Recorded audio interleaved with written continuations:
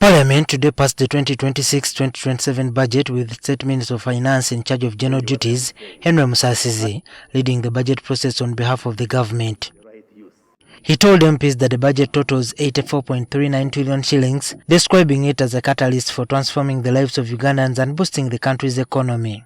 This shall be financed through domestic revenue of Uganda shillings 44.18 trillion, Petroleum Fund, Uganda shillings 1.44 trillion, budget support, Uganda shillings 1.22 trillion. The budget for the financial year 2026-2027 is the first in the NRM's new term, but officials believe it has the potential to change the lives of Ugandans. It will also be the second year of implementing the fourth National Development Plan 4, which is the first plan to deliver our first tenfold growth strategy aimed at expanding the economy to at least United States dollars 500 billion by year 2040.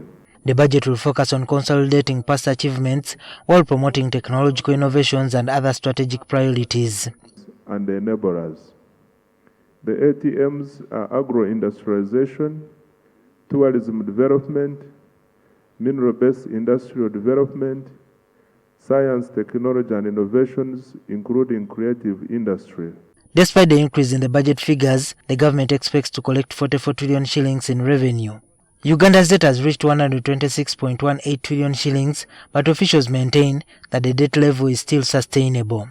Uganda's public debt remains broadly sustainable in solvency terms, but domestic debt particularly poses significant liquidity risk. Be very careful when allowing government to borrow huge sums of money to finance the budget. It has huge implications to the health of our economy. One of those implications is interest payment. Interest payment has now hit 46 trillion. Because of reckless borrowing, we have paid 21.6 trillion in interest on. A minority report was presented by MP Ibrahim Ssemujju Nganda and supported by Lulume Bayiga, who expressed concern that most of Uganda's borrowing is domestic, which could be worrisome. Outstanding private sector credit loans that are in private sector hands is 25.4 trillion. Compare this to the total outstanding government public domestic debt at 67. This means that government accounts for 84% of the outstanding private credit loans and the private sector just 16%. And then they say this economy is private sector driven. They also argued that funds allocated to health, education and other sectors are too low, which may negatively impact Ugandans.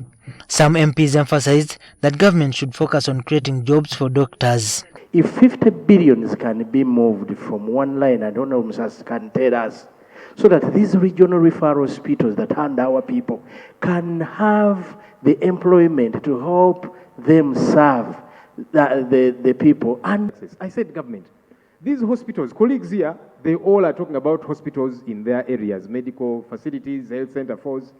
I said the money we are throwing at Luowa Specialized Hospital, why do we not channel that money to the health center force, to the referral hospitals in the different parts of the country? Why? In the national budget, some of the top ministry allocations include Ministry of Works and Transport will receive 8.80 trillion shillings, while Ministry of Defense will receive 2.121 trillion shillings, Ministry of Finance will receive 2.471 trillion shillings, Ministry of Education has been allocated 1.37 trillion shillings, Ministry of Health has been given 1.228 trillion shillings, Ministry of Energy 2.77 trillion shillings, while Ministry of Water and Environment will receive 7.32 trillion shillings. However, some institutions including Daibai Pharma and Atiak Sugar continue to receive funding even though citizens are not seeing tangible returns. Huge sums of money are allocated to luxury and also given to friends of President Museveni, as has been the practice for many years. Money gifted to the likes of Pineti should be reallocated to education, agriculture, health, and roads, and will be. The budget is guided by the theme, full monetization of Uganda's economy through commercial agriculture, industrialization, service expansion, digital transformation, and market access. Juma Kiria, NTV.